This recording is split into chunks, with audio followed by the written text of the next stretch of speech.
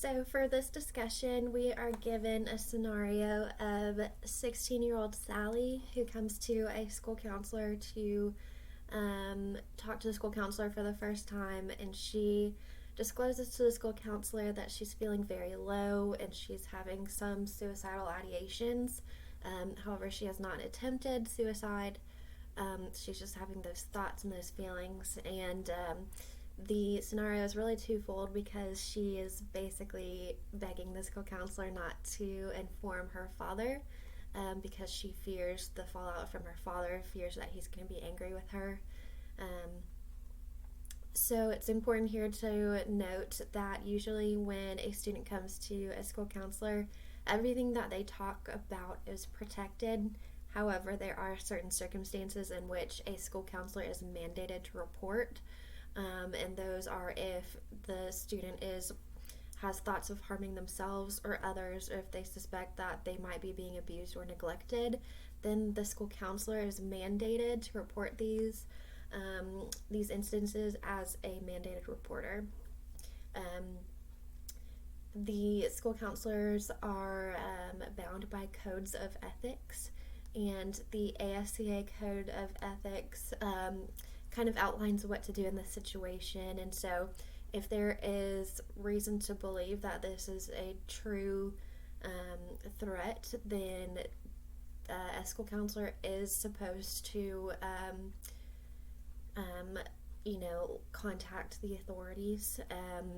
and contact the student's parents or guardians. They can also do a risk assessment, and regardless of the results of the risk assessment, that school counselor also needs to talk to the parents or guardians about the results of the risk assessment. In long term, the school counselor probably wants to think about referring out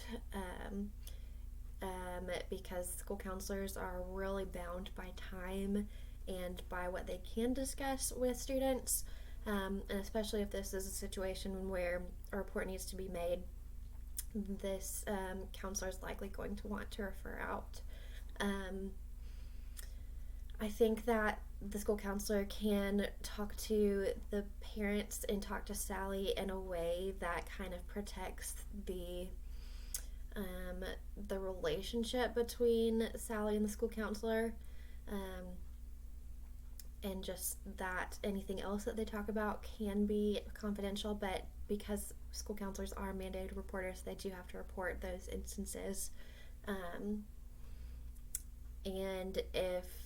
the school counselor feels like there might be something deeper with Sally's fear of her father,